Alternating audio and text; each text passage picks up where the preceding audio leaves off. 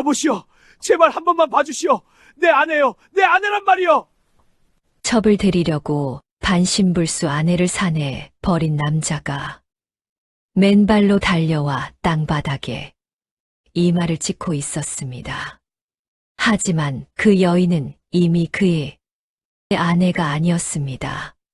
대체 그 여인의 등에 새겨진 문신에는 어떤 비밀이 숨겨져 있었던 걸까요? 오늘도 야단 보따리를 찾아주셔서 감사합니다. 이야기가 지속될 수 있게 구독과 좋아요로 응원 부탁드립니다. 그럼 보따리 속 옛날 이야기 지금 바로 시작합니다.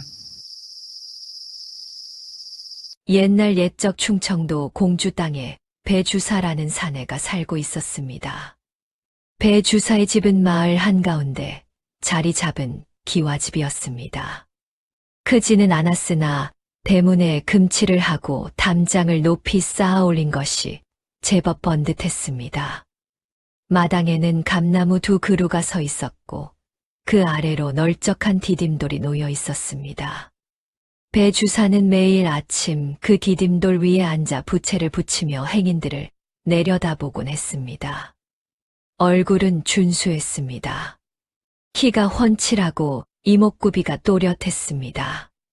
그러나 눈빛이 차가웠습니다. 웃을 때조차 눈꼬리에 비웃음기가 서려 있었습니다. 손가락은 길고 하얗지만 굳은 살 하나 없는 한량의 손이었습니다. 마을 사람들은 그를 보며 이렇게 수군거렸습니다. 저 양반은 글도 안 읽고 농사도 안 짓고 매일 뭘 하는 거야? 돌아가신 아버지 재산으로 놀고 먹는 거지 뭐. 그래도 얼굴은 잘생겼으니 팔자가 좋은 거야. 배주사에게는 아내가 있었습니다. 이름은 은낭이었습니다. 은낭은 가녀린 체구에 얼굴이 창백했습니다. 눈매가 길고 서글서글했으며 속눈썹이 짙었습니다. 입술은 얇고 단정했으며 턱선이 갸름했습니다. 그러나 은낭에게는 남들과 다른 점이 하나 있었습니다. 왼쪽 다리를 전혀 쓰지 못했습니다. 오른쪽 다리마저 힘이 약해 기어 다니거나 지팡이에 의지해야 했습니다. 어릴 적 높은 곳에서 떨어져 다리를 다친 것이라 했습니다. 은낭은 물 빠진 미색 무명 저고리에 여기저기 기운 자국이 있는 갈색 치마를 입고 있었습니다. 머리는 쪽을 찌고 있으나 비녀 대신 나뭇가지를 꽂고 있었습니다. 맨발이었습니다. 집신 한 짝조차 없었습니다. 어느 날 아침이었습니다. 은낭이 부엌에서 아궁이에 불을 지피고 있었습니다. 지팡이를 옆에 놓고 쪼그려 앉아 부지깽이로 장작을 밀어 넣고 있었습니다. 그때 시어머니 봉씨가 부엌으로 들어왔습니다. 봉씨는 마른 체구의 등이 약간 굽은 여인이었습니다. 눈이 가늘고 날카로웠습니다. 입이 얇아 항상 불만스러운 인상이었습니다. 이거사, 아직도 불을 못 때웠느냐? 은낭이 고개를 숙였습니다. 죄송합니다, 어머니. 나무가 젖어서 불이 잘 붙지 않습니다. 봉씨가 혀를 찼습니다. 성한 다리도 없는 것이 부엌에 앉아 있으면 뭘 하느냐. 밥이라도 제대로 지어야 밥값을 할 것 아니냐. 은낭은 아무 말도 하지 않았습니다. 다만 부지깽이를 쥔 손에 힘을 주었습니다. 봉씨는 그런 며느리를 한심하다는 듯 바라보다가 돌아섰습니다. 에이, 쓸모없는 것. 이것이 은낭의 하루였습니다. 새벽에 일어나 불을 지피고 밥을 짓고 빨래를 하고 마당을 쓸었습니다. 다리를 못 쓰니 모든 일이 느렸습니다. 기어서 물을 깃고 엉덩이로 끌면서 빨래를 날랐습니다. 무릎에는 항상 까진 자국이 있었습니다. 손바닥에는 굳은 살이 두껍게 박여 있었습니다. 그래도 은낭은 불평 한마디 하지 않았습니다. 그 즈음 은낭의 시어머니 봉 씨에게는 은밀한 계략이 하나 있었습니다. 아들 배 주사에게 첩을 드리는 것이었습니다. 봉 씨가 점 찍어둔 여인은 고을 주막에서 이름난 기생 월향이었습니다. 월향은 화사한 미인이었습니다. 둥근 얼굴에 앵두 같은 입술이었습니다. 쌍꺼풀이 진한 큰 눈의 볼에는 연지를 짙게 발랐습니다. 머리에는 산호 비녀와 꽃잠을 꽂고 분홍 비단 저고리에 다홍 치마를 입었습니다. 놀이개를 여러 개 달고 다니는 것이 한눈에도 화려했습니다. 배 주사는 이미 월향에게 마음을 빼앗긴 지 오래였습니다. 밤마다 주막으로 빠져나가 월향과 술잔을 기울였습니다. 돌아올 때면 술 냄새와 함께 여인의 향이 옷에 배어 있었습니다. 은낭은 그 냄새를 맡으며 고개를 돌렸습니다. 아무 말도 하지 않았습니다. 다만 밤마다 이불 속에서 소리 없이 눈물을 흘릴 뿐이었습니다. 어느 날 저녁이었습니다. 은낭이 방에서 바느질을 하고 있었습니다. 다리를 못 쓰는 대신 손재주가 뛰어났습니다. 바느질 솜씨는 마을에서 제일이었습니다. 풀을 엮어 자리를 짜는 것도 은낭의 몫이었습니다. 그때 대청마루에서 봉 씨와 배 주사의 목소리가 들려왔습니다. 어머니, 그게 무슨 말씀이십니까? 네가 월향이를 얼마나 좋아하는지 온 마을이 다 아는데 뭘 숨기느냐. 그건 은낭이를 보아라. 다리도 못 쓰고 자식도 못 낳고 3년이 다 되도록 아이 하나 없지 않느냐. 이래서야 배씨 가문의 대가 끊기겠다. 배 주사가 잠시 침묵했습니다. 하지만 어머니, 아무리 그래도 버리기야 하겠습니까? 봉 씨가 목소리를 낮추었습니다. 누가 버리라 했느냐? 첩을 드리면 되지. 월향이를 이 집에 들이면 자식도 보고 살림도 펴지지 않겠느냐. 은낭이야 뭐. 뒷방에 처박아 두면 되는 것이고. 은낭은 방 안에서 그 대화를 고스란히 듣고 있었습니다. 바늘을 쥔 손이 떨렸습니다. 하지만 이를 악물었습니다. 눈물 한 방울이 천 위로 떨어졌습니다. 은낭은 그 눈물 자국을 소매로 훔치고 다시 바느질을 계속했습니다. 그로부터 며칠 뒤 마을 어귀에서 낯선 노인 하나를 만났습니다. 허리가 굽고 수염이 허옇게 센 노인이었습니다. 지팡이를 짚고 느릿느릿 걸어오다가 은낭의 집 앞에서 멈춰 섰습니다. 은낭은 마당에서 빨래를 널고 있었습니다. 기어서 빨랫줄에 닿으려 안간힘을 쓰고 있었습니다. 노인이 다가왔습니다. 아가, 빨래를 도와줄까? 은낭이 고개를 들었습니다. 괜찮습니다, 어르신. 혼자 할 수 있습니다. 노인이 빙그레 웃었습니다. 고집이 세구나. 내 아비를 닮았어. 은낭이 멈칫했습니다. 저희 아버지를 아십니까? 노인이 고개를 끄덕였습니다. 알고 말고. 내 아비는 내 절친한 벗이었느니라. 세상에서 가장 그림을 잘 그리는 사람이었지. 은낭의 눈이 커졌습니다. 아버지는 은낭이 10살 때 돌아가셨습니다. 궁중화원 출신이었으나 병을 얻어 관직을 그만두고 시골로 내려와 살았습니다. 손가락에 먹물이 항상 묻어 있었고 기침을 자주 하며 병색이 짙었습니다. 그래도 딸에게만은 따뜻한 눈빛을 보냈습니다. 은낭아, 내 등에 있는 그것 말이다. 노인이 말했습니다. 그것은 그냥 저 무늬가 아니란다.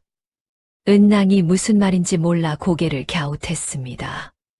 은낭의 등에는 태어날 때부터 붉은 빛과 검은 빛이 섞인 무늬가 있었습니다.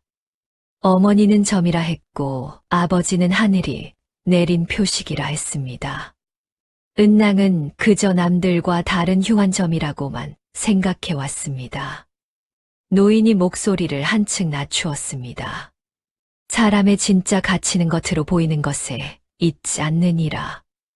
눈에 보이는 것만 믿는 자는 진실의 반도 보지 못하는 법이지. 은낭은 그 말뜻을 알 수 없었습니다. 무슨 말씀이신지 잘 모르겠습니다, 어르신. 노인이 쓸쓸히 웃었습니다. 알 때가 오면 알게 되느니라. 그때까지 내 등을 함부로 보이지 마라. 노인은 그 말만 남기고 지팡이를 짚고 느릿느릿 걸어갔습니다. 은낭은 한참 동안 노인의 뒷모습을 바라보았습니다.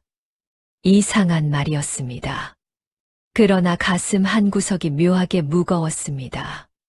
그로부터 열흘이 지났습니다. 봄이 왔으나 은낭에게는 겨울이나 다름없었습니다. 봉씨의 구박은 날로 심해졌습니다. 이거사, 빨래가 아직도 안 말랐느냐? 밥에 돌이 섞여 있다. 이게 사람이 먹을 밥이냐? 못된 년. 자식 하나 못 낳는 주제에 밥만 축내는구나. 배 주사도 은낭을 거들떠보지 않았습니다.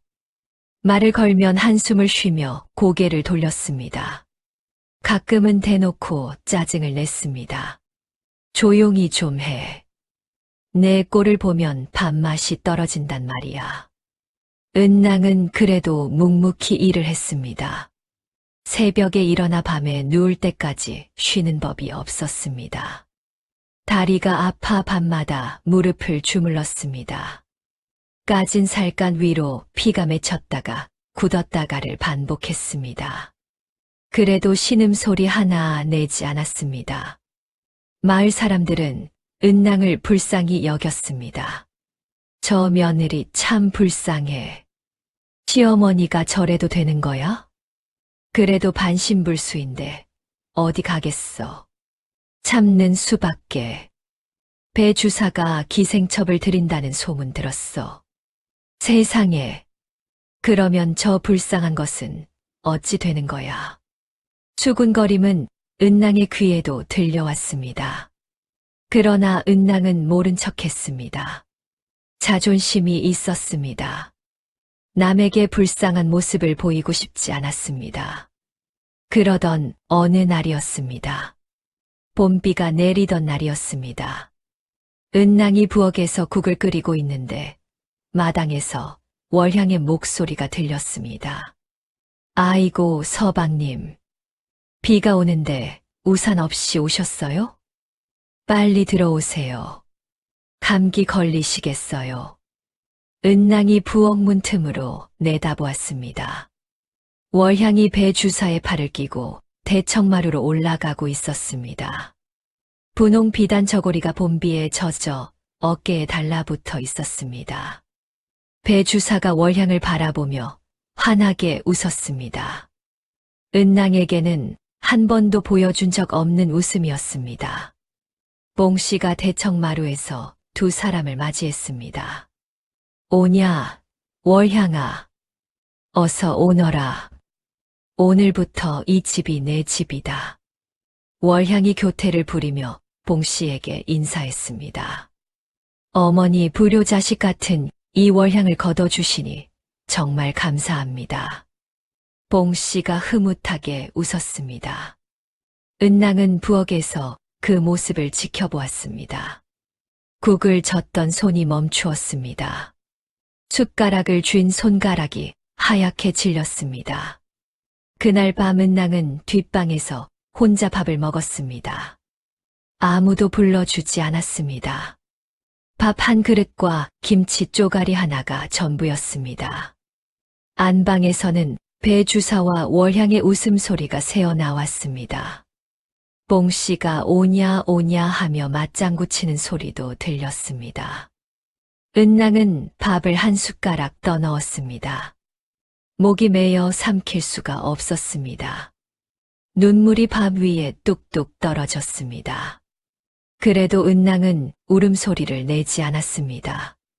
이를 악물고 밥을 삼켰습니다. 월향이 집에 들어온 뒤 은낭의 처지는 더욱 비참해졌습니다. 종보다 못한 취급을 받았습니다. 월향이 은낭에게 빨래를 시키고 방 청소를 시키고 발을 씻겨달라고까지 했습니다. 은낭아, 내 저고리에 주름이 잡혔잖아. 다시 다려와. 은낭아, 마당에 꽃잎이 떨어졌어. 쓸어. 은낭아, 내 발이 차가워. 물 데워와. 은낭은 이를 악물고 시키는 대로 했습니다. 저항할 힘도 없었고 갈 곳도 없었습니다. 친정은 이미 없었습니다. 아버지는 돌아가셨고 어머니는 아버지보다 먼저 세상을 떠났습니다. 형제도 없었습니다. 세상에 은낭은 혼자였습니다. 그 사실을 봉씨도 알고 있었습니다. 갈 데가 없으니까 시키는 대로 해야지. 은혜를 알아야 해. 이 집에서 밥이나 먹여주는 것이 어딘데. 은낭은 고개를 숙이고 예 어머니 하고 대답했습니다. 보름이 지났습니다. 초여름으로 접어드는 때였습니다. 어느 날 밤 은낭은 봉씨와 월향이 안방에서 속닥거리는 소리를 들었습니다. 어머니, 은낭이가 이 집에 있으면 저는 도저히 못 살겠어요. 월향이 볼멘 소리를 했습니다. 저것 때문에 서방님이 찝찝해 하시잖아요. 전연만 없으면 제가 이 집 안주인인데. 봉씨가 한숨을 쉬었습니다. 나도 그 생각을 안 해본 게 아니다. 그런데 내쫓으면 마을 사람들 입방아에 오르지 않겠느냐.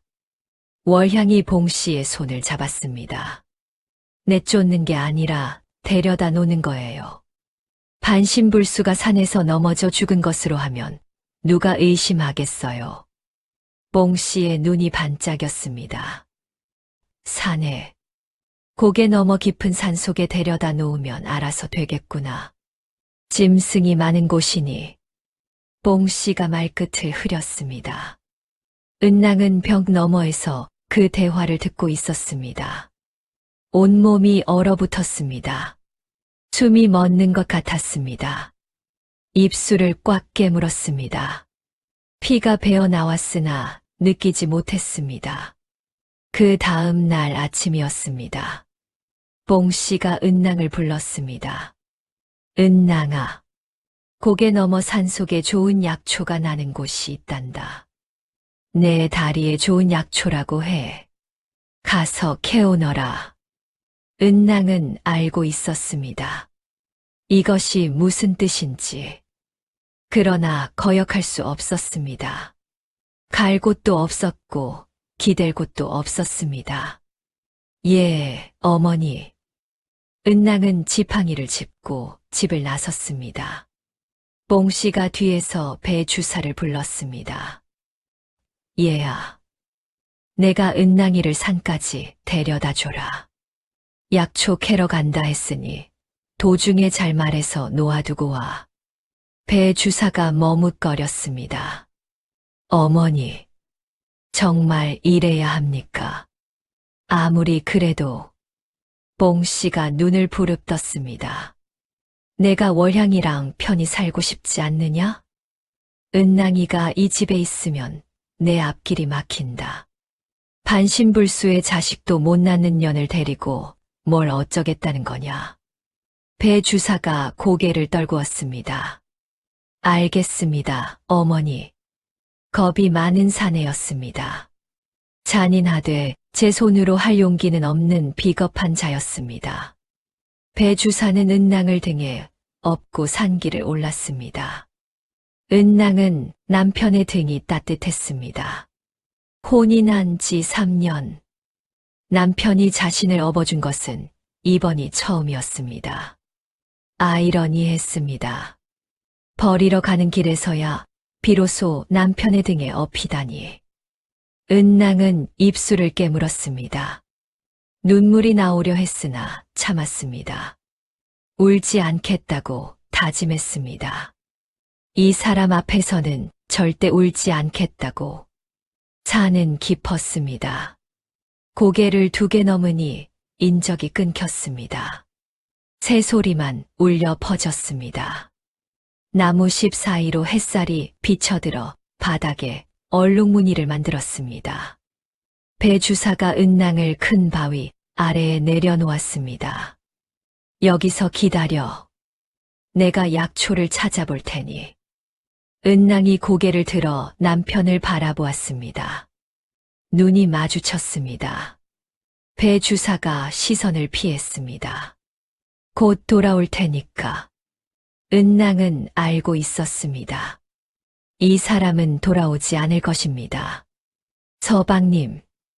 은낭이 조용히 불렀습니다. 배 주사가 멈칫했습니다. 한 가지만 여쭙겠습니다. 저를 버리시는 것이지요? 배 주사의 얼굴이 굳었습니다. 무슨 소리를. 괜찮습니다. 은낭이 담담하게 말했습니다. 원망하지 않겠습니다. 다만 하나만 부탁드리겠습니다. 제 바느질 상자만 놓아두고 가 주십시오. 그것만 있으면 살아갈 수 있습니다. 배 주사는 아무 말도 하지 못했습니다. 바느질 상자를 바위 옆에 내려놓았습니다. 그리고 돌아섰습니다. 한 번도 뒤를 돌아보지 않았습니다. 산길을 내려가는 배 주사의 발걸음이 점점 빨라졌습니다. 마치 무언가에게 쫓기는 것처럼. 은낭은 남편의 뒷모습이 나무십 사이로 사라질 때까지 바라보았습니다. 그제야 눈물이 흘렀습니다. 소리 없이 주르르 흘러내렸습니다. 볼을 타고 턱 끝에서 떨어진 눈물이 바위 위에 점을 만들었습니다. 은낭은 그 바위 아래에서 하룻밤을 보냈습니다. 밤이 되자 산바람이 차갑게 불어왔습니다. 짐승의 울음소리가 들려왔습니다. 무서웠습니다. 그러나 더 무서운 것은 외로움이었습니다. 세상에 나를 찾아줄 사람이 아무도 없다는 것. 그것이 가장 무서웠습니다. 은낭은 바느질 상자를 꼭 껴안고 몸을 웅크렸습니다. 뜬 눈으로 밤을 새웠습니다. 날이 밝았습니다. 이슬이 온몸을 적셨습니다. 은낭은 지팡이를 짚고 일어섰습니다. 어디로 가야 할지 알 수 없었습니다. 그래도 가만히 있으면 죽습니다. 은낭은 지팡이를 짚고 한 발짝 한 발짝 산을 내려가기 시작했습니다. 넘어졌습니다. 일어났습니다. 또 넘어졌습니다. 또 일어났습니다. 무릎에 피가 났습니다. 손바닥이 까졌습니다. 그래도 멈추지 않았습니다. 살아야 합니다. 은낭은 이를 악물었습니다. 죽을 수 없습니다. 아버지가 남겨주신 이 몸을 이렇게 버려서는 안 됩니다. 은낭은 기어서라도 산을 내려가기로 했습니다. 해가 중천에 떴습니다. 목이 말랐습니다. 배가 고팠습니다. 온 몸이 쑤시고 아팠습니다. 그래도 은낭은 멈추지 않았습니다.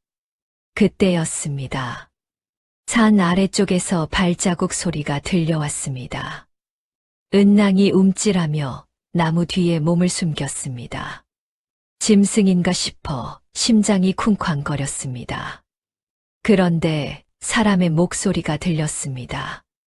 이쪽으로 도적놈이 도망갔다 했는디. 발자국이 여기서 끊기네. 장쇠야, 너는 저쪽을 봐라. 굵직한 남자 목소리였습니다. 관복을 입은 사내 셋이 산길을 오르고 있었습니다. 포졸들이었습니다. 그 중 한 사내가 은낭이 숨은 쪽으로 다가왔습니다. 떡 벌어진 어깨에 다부진 체격이었습니다. 얼굴은 투박하고 광대뼈가 넓었습니다. 코가 크고 눈썹이 짙었습니다. 왼쪽 팔뚝의 칼에 베인 오래된 흉터가 있었습니다. 피부가 햇볕에 그을려 검붉었습니다. 장쇠였습니다. 장쇠가 나무 뒤에서 은낭을 발견했습니다. 사람이다. 은낭은 흙투성이에 피투성이었습니다. 옷은 찢어지고 머리는 헝클어져 있었습니다. 얼굴은 새하얗게 질려 있었습니다. 장쇠가 황급히 다가왔습니다. 아니, 낭자, 대체 이 산속에서 웬일이오? 은낭은 장쇠를 올려다보았습니다. 입술을 달싹거렸으나 소리가 나오지 않았습니다. 기력이 다한 것이었습니다. 장쇠가 물통을 꺼내 은낭의 입에 물을 적셔주었습니다. 일단 물 좀 드시오. 천천히. 은낭이 물을 한 모금 삼켰습니다. 겨우 목소리가 나왔습니다. 살려주십시오. 그 한마디가 전부였습니다. 은낭은 그대로 기절했습니다. 장쇠가 은낭을 조심스럽게 업었습니다. 동료, 포졸이 눈을 크게 떴습니다. 야, 장쇠야. 도적을 잡아야지. 여자를 업고 어딜 가려고? 장쇠가 단호하게 말했습니다. 사람이 죽게 생겼는데 그냥 두고 갈 수는 없소. 도적은 내일 잡으면 되지만 이 사람은 오늘 살려야 하오. 장쇠는 은낭을 업고 산을 내려갔습니다. 은낭의 바느질 상자도 챙겼습니다. 은낭이 그토록 꽉 쥐고 있던 것이니 중요한 물건인 듯했습니다. 장쇠는 은낭을 관아 근처의 주막에 데려갔습니다. 주막 안악에게 부탁하여 방을 하나 얻었습니다. 이 낭자가 산에서 쓰러져 있었소. 며칠만 돌봐주시오. 밥값은 내가 낼 테니. 주막 안악이 은낭을 보고 혀를 찼습니다. 세상에, 이게 사람이야, 귀신이야. 다리도 못 쓰는 것 같은데 누가 이런 산속에 버린 거야? 장쇠가 이를 악물었습니다. 그것을 알아내야지요. 장쇠는 그날부터 틈나는 대로 주막에 들러 은낭의 상태를 살폈습니다. 약을 지어다 주고 죽을 끓여다 주었습니다. 은낭은 사흘 만에 겨우 정신을 차렸습니다. 눈을 떠보니 낯선 방이었습니다. 낯선 천장이었습니다. 은낭은 벌떡 일어나려 했으나 몸이 말을 듣지 않았습니다. 그때 방문이 열리며 장쇠가 죽그릇을 들고 들어왔습니다. 깨어나셨소. 다행이요. 사흘이나 깨어나지 못해서 걱정했소. 은낭이 장쇠를 바라보았습니다. 여기가 어딥니까? 관아 근처 주막이요. 내가 산에서 낭자를 업고 내려왔소. 은낭이 고개를 숙였습니다. 살려주셔서 감사합니다. 장쇠가 죽을 내밀었습니다. 감사는 나중에 하시고 일단 이것부터 드시오. 은낭은 죽을 받아들었습니다. 한 숟가락 떠먹었습니다. 따뜻했습니다. 그 따뜻함에 눈물이 핑 돌았습니다. 오랫동안 이런 따뜻한 것을 먹어본 적이 없었습니다. 장쇠가 조심스럽게 물었습니다. 실례를 무릅쓰고 여쭙겠소. 대체 무슨 사연이 있어서 깊은 산속에 혼자 계셨소? 은낭은 잠시 침묵했습니다. 그리고 담담하게 말했습니다. 버림받았습니다. 남편에게. 장쇠의 주먹이 꽉 쥐어졌습니다. 다리를 못 쓴다고요? 은낭이 고개를 끄덕였습니다. 첩을 드리려고 저를 산에 데려다 놓고 갔습니다. 장쇠가 이를 악물었습니다. 사람이 어찌 그럴 수가 있소. 짐승만도 못한 놈이요. 은낭이 쓸쓸히 웃었습니다. 원망해봐야 달라지는 것은 없습니다. 살아있으니 그것만으로도 감사한 일입니다. 장쇠는 그 말에 가슴이 먹먹해졌습니다. 이 여인은 산에 버려졌으면서도 원망보다 감사를 먼저 말했습니다. 대단한 사람이라고 생각했습니다. 장쇠가 무릎을 꿇고 말했습니다. 내가 약속하겠소. 낭자가 다시 일어설 수 있도록 돕겠소. 포졸이라 가진 것은 없지만 의지만은 있소. 은낭은 장쇠를 바라보았습니다. 이 투박한 사내의 눈빛은 진심이었습니다. 차가운 남편의 눈빛과는 달랐습니다. 거짓이 없었습니다. 은낭은 고개를 숙였습니다. 감사합니다. 그 한마디에 모든 것이 담겨 있었습니다. 그날 은낭은 결심했습니다. 더 이상 가만히 당하고만 있지 않겠다고. 반신불수라도 할 수 있는 것이 있다고. 살아남았으니 살아가야 한다고. 은낭은 바느질 상자를 꺼내 뚜껑을 열었습니다. 바늘과 실. 이것이 은낭이 가진 전부였습니다. 하지만 이것이면 충분했습니다. 살아가겠습니다. 은낭이 나지막이 말했습니다. 제 두 손으로. 바느질 상자 안에서 무언가가 반짝였습니다. 아버지가 남겨준 작은 옥패 하나. 아버지.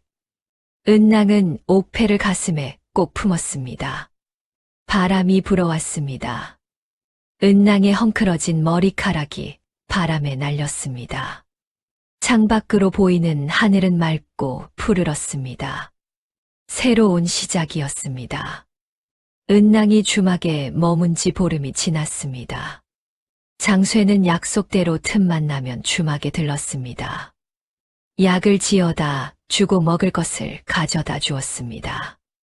은낭은 몸을 추스른 뒤 바느질로 품삯을 벌기 시작했습니다. 주막 안악의 옷을 꿰매주고 이불보를 수놓아 주었습니다. 은낭의 바느질 솜씨는 놀라웠습니다. 한 땀 한 땀이 정교했습니다. 수놓은 꽃은 살아있는 듯했고 새는 금방이라도 날아갈 듯했습니다. 주막 안악이 감탄했습니다. 세상에, 이런 솜씨는 처음 봐. 궁궐 상궁님도 이보다 잘하지는 못할 거야. 소문이 퍼졌습니다. 주막에 바느질을 기막히게 잘하는 여인이 있다는 소문. 하나 둘 사람들이 찾아오기 시작했습니다. 혼례 저고리를 맡기고 싶은데요. 우리 아이 도로 좀 지어주실 수 있겠소? 이 병풍에 술을 놓아주시오. 은낭은 하나하나 정성껏 만들었습니다. 앉아서 할 수 있는 일이었습니다.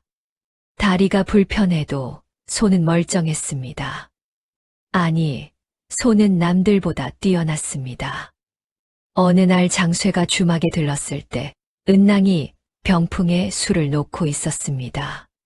장쇠가 옆에서 지켜보다가 눈이 휘둥그레졌습니다. 이것이 대체. 병풍에는 산수화가 수놓아져 있었습니다. 그런데 그것이 보통 수가 아니었습니다. 산은 겹겹이 늘어서고 물줄기는 굽이굽이 흘렀습니다. 나무 한 그루 바위 하나까지 놀라울 정도로 정밀했습니다.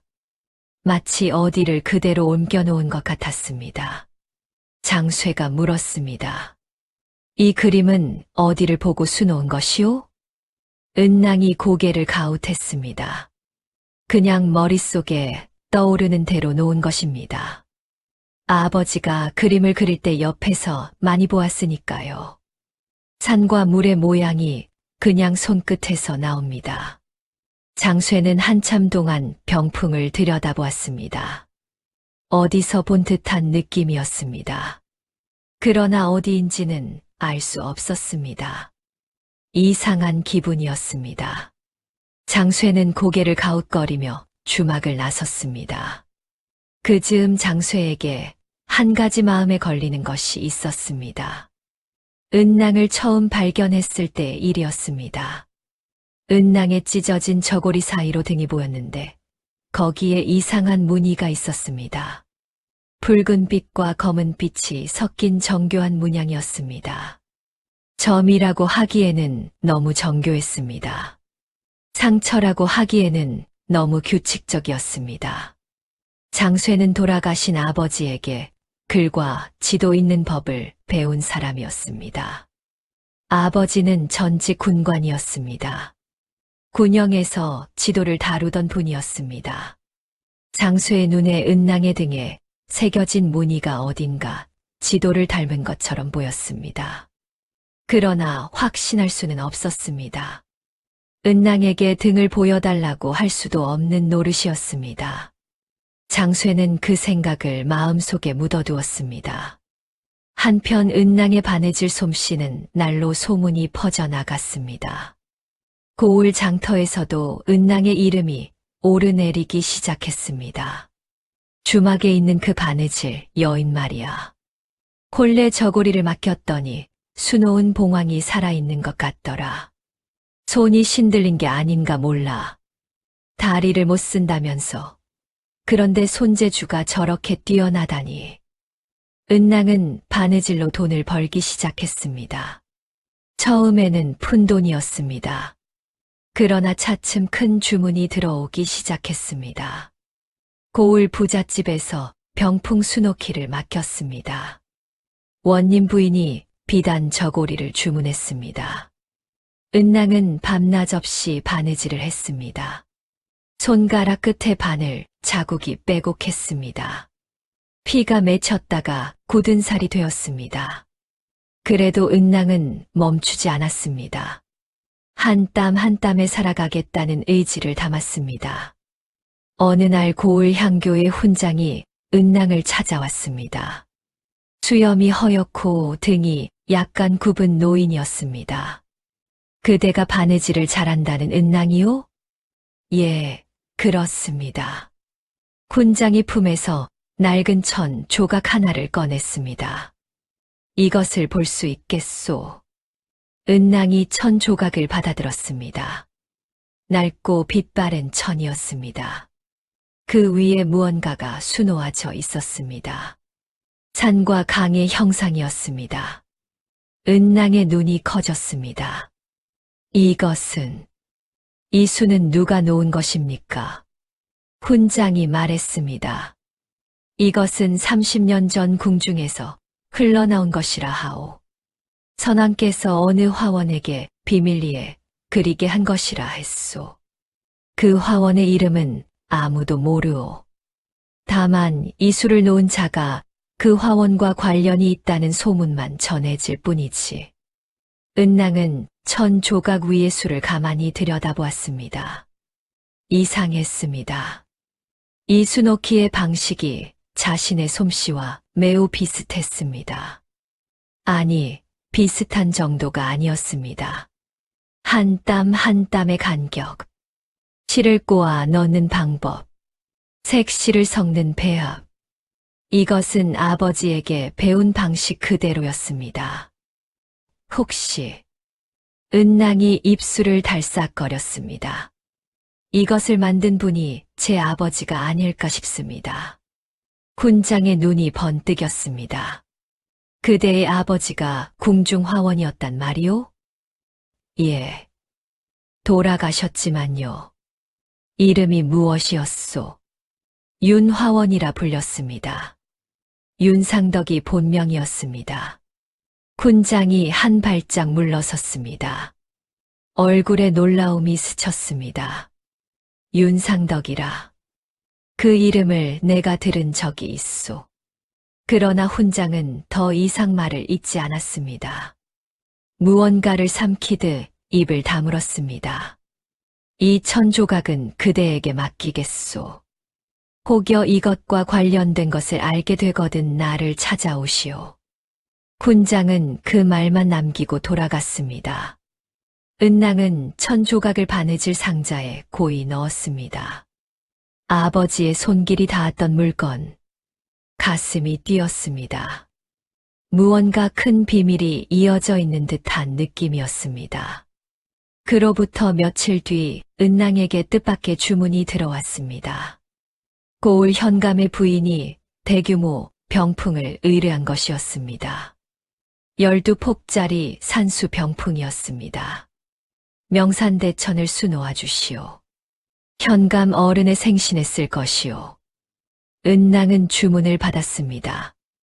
12폭이라면 한 달은 걸리는 대작이었습니다. 은낭은 밤낮으로 바느질을 했습니다. 놀라운 것은 은낭이 수놓는 산과 강의 모양이 실제 지형과 놀라울 정도로 닮아 있다는 것이었습니다. 은낭 자신도 일식하지 못했습니다. 그저 손이 기억하는 대로 놓을 뿐이었습니다. 아버지가 그림을 그릴 때 옆에서 보며 자란 기억이 손끝에 새겨져 있었던 것입니다. 장쇠가 어느 날 주막에 들렀다가 은낭이 작업 중인 병풍을 보았습니다. 6폭까지 완성된 상태였습니다. 장쇠가 병풍 앞에서 걸음을 멈추었습니다. 잠깐, 장쇠의 눈이 날카로워졌습니다. 투박한 얼굴에 어울리지 않는 예리한 눈빛이었습니다. 이 산줄기가 장쇠가 손가락으로 병풍 위의 산줄기를 따라갔습니다. 북쪽에서 시작하여 남쪽으로 뻗어가는 산줄기, 그 사이를 가르며 흐르는 물줄기. 장쇠의 손이 떨렸습니다. 이것은 그냥 산수화가 아니었습니다. 은낭 낭자. 장쇠가 조심스럽게 입을 열었습니다. 이것을 어디를 보고 수놓은 것이요? 머릿속에 떠오르는 대로 놓은 것이라 했었지요? 은낭이 고개를 끄덕였습니다. 장쇠가 깊은 숨을 내쉬었습니다. 혹시 이상하게 들리더라도 용서하시오.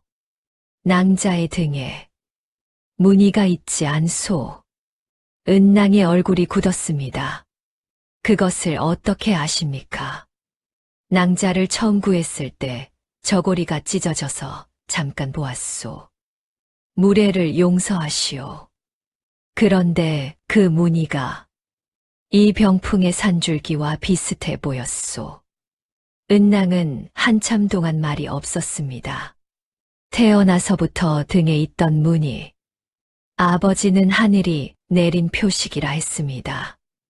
어머니는 점이라 했습니다. 마을 어귀에서 만났던 노인은 함부로 보이지 말라 했습니다. 그리고 이제 장쇠는 그것이 지도와 비슷하다 합니다. 장쇠 나리. 은낭이 조용히 말했습니다. 저도 한 가지 보여드릴 것이 있습니다. 은낭이 바느질 상자에서 1000조각을 꺼냈습니다. 군장에게 받은 천이었습니다. 장쇠가 1000조각을 받아들고 눈을 크게 떴습니다. 이것은 천 위에 수놓아진 산과 강, 은낭의 병풍과 비슷했습니다. 그러나 더 세밀한 부분이 있었습니다. 특정 지점에 붉은 실로 작은 점이 찍혀 있었습니다. 장쇠의 심장이 쿵쾅거렸습니다. 낭자. 이것은 혹시... 장쇠가 말을 멈추었습니다. 주위를 둘러보았습니다. 그리고 목소리를 한층 낮추었습니다. 이것은 보물지도가 아니오? 은낭의 눈이 커졌습니다. 보물지도라뇨? 아버지께서 궁중화원이셨다 하지 않았소. 선왕께서 화원에게 비밀리에 무언가를 그리게 했다는 소문이 있소. 그것이 바로 선왕께서 나라의 위기에 대비하여 숨겨둔 보물의 지도라는 것이요. 금은보화의 무기와 군량미까지. 세간에서는 전설이라 했지만 관아에서는 아직도 그 보물을 찾고 있소. 은낭은 할 말을 잃었습니다. 아버지. 아버지가 등에 새긴 이 무늬가 보물의 지도였단 말입니까? 아버지는 왜 하필 딸의 등에 이것을 새겼을까? 아버지. 은낭이 나지막이 중얼거렸습니다. 아버지는 이것을 지키려고 제 등에 새기신 것입니까? 종이에 그리면 빼앗기거나 불탈 수 있으니까. 살아있는 사람의 몸에 새기면 가장 안전하다고 생각하신 것입니까? 장쇠가 고개를 끄덕였습니다. 그것이 가장 합리적인 추론이요.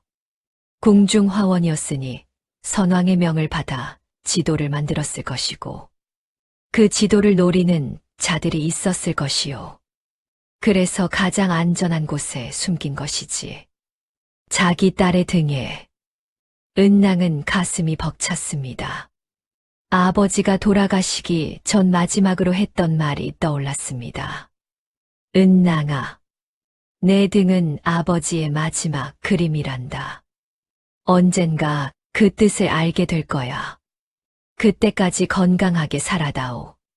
그것이 아버지의 유일한 소원이란다. 은낭은 그제야 아버지의 말뜻을 알 것 같았습니다. 눈물이 흘렀습니다. 장쇠가 은낭의 눈물을 보며 조심스럽게 말했습니다. 낭자, 아직 확실한 것은 아니요. 확인해야 할 것이 있소. 낭자의 등에 있는 무늬와 이 1000조각의 수를 대조해봐야 하오. 그리고 그 붉은 점이 실제로 어디를 가리키는지도 알아봐야 하고. 하지만 이 일은 함부로 알려서는 안 돼요. 보물이 진짜라면 이것을 노리는 자가 반드시 있을 것이요. 은낭이 고개를 끄덕였습니다. 알겠습니다. 조심하겠습니다. 장쇠가 일어서며 말했습니다. 내가 관아서고에서 옛 지도를 찾아보겠소. 아버지에게 배운 것이 있으니 대조해보면 알 수 있을 것이요. 그때까지 낭자는 아무에게도 이 이야기를 하지 마시오. 은낭은 고개를 끄덕였습니다. 장쇠가 돌아간 뒤 은낭은 한참 동안 바느질 상자를 내려다보았습니다. 아버지의 옥패와 훈장에게 받은 1000조각. 이 작은 상자 안에 아버지의 비밀이 잠들어 있었습니다. 며칠 뒤 장쇠가 흥분한 얼굴로 주막을 찾아왔습니다. 낭자, 찾았소. 장쇠가 품에서 낡은 지도 한 장을 꺼냈습니다. 관아서고에서 찾아낸 충청도 일대의 군사 지도였습니다. 30년 전에 작성된 것이었습니다. 장쇠가 1000조각과 지도를 나란히 놓았습니다. 은낭도 옆에서 바라보았습니다. 산줄기의 흐름이 일치했습니다. 물줄기의 굽이도 맞아떨어졌습니다. 장쇠가 손가락으로 1000조각의 붉은 점을 가리켰습니다. 이 점이 가리키는 곳은 공주에서 북쪽으로 20리, 계룡산 깊은 골짜기요. 거기에 선왕께서 보물을 숨기셨다는 뜻이요. 은낭이 숨을 들이마셨습니다. 하지만 이 1000조각만으로는 정확한 위치를 알 수 없지 않습니까? 산줄기와 물줄기는 맞지만 정확히 어느 골짜기인지는. 장쇠가 고개를 끄덕였습니다. 그렇소. 이 1000조각은 큰 그림이요. 정확한 위치를 알려면. 장쇠가 은낭을 바라보았습니다. 낭자의 등에 있는 문신이 필요하오. 그것이 세부 지도일 것이요. 큰 그림은 천에, 세부는 낭자의 등에. 두 개를 합쳐야 완전한 보물 지도가 되는 것이요. 은낭은 고개를 숙였습니다. 아버지가 이토록 치밀한 분이었습니다. 하나만 빼앗겨서는 보물을 찾을 수 없도록 두 곳에 나누어 숨긴 것이었습니다. 그러면 제 등의 무늬를 베껴야 하겠군요. 장쇠의 얼굴이 빨갛게 달아올랐습니다. 그것은 낭자가 직접. 은낭이 슬며시 웃었습니다. 처음 보는 미소였습니다. 거울을 보고 제가 직접 베끼겠습니다. 걱정 마십시오. 장쇠가 안도의 한숨을 내쉬었습니다. 은낭은 그날부터 작업에 들어갔습니다. 주막 안악에게 큰 구리 거울을 빌렸습니다. 방문을 걸어 잠그고 저고리를 벗었습니다. 거울에 비친 자신의 등을 보았습니다. 태어나서 처음으로 제대로 바라본 자신의 등이었습니다. 거기에 아버지의 마지막 그림이 있었습니다. 붉은빛과 검은빛이 섞인 정교한 문양. 산과 강과 길이 한데 어우러져 있었습니다. 특정 지점에는 유독 진한 점이 찍혀 있었습니다. 은낭의 눈에서 눈물이 흘렀습니다.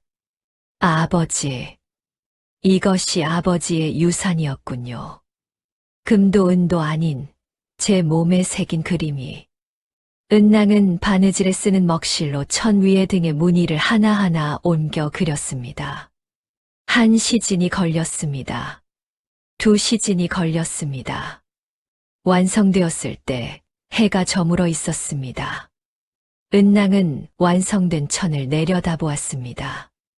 아버지의 문신이 천 위에 고스란히 옮겨져 있었습니다. 다음 날 장쇠가 왔습니다.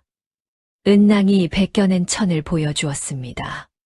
장쇠가 천 조각과 새로 벗긴 천을 겹쳐 놓았습니다. 두 장의 지도가 하나로 합쳐졌습니다. 큰 지도 위에 세부 지도가 정확히 맞아떨어졌습니다. 장쇠의 손이 떨렸습니다. 맞소.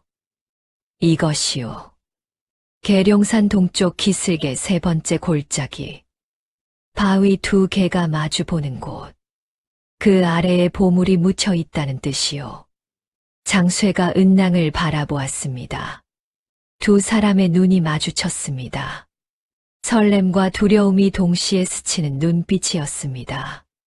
이제 어찌하면 좋겠소? 장쇠가 물었습니다. 은낭이 잠시 생각하더니 말했습니다. 관아에 알려야 합니다. 이것은 선왕께서 나라를 위해 숨겨둔 보물이니까요. 개인이 차지할 것이 아닙니다. 장쇠가 고개를 끄덕였습니다. 바로 그 말을 하려 했소. 현감 날있게 보고하겠소. 은낭이 장쇠의 손을 잡았습니다. 장쇠 나리. 이 은혜는 평생 잊지 않겠습니다. 장쇠가 머쓱하게 웃었습니다. 은혜는 무슨?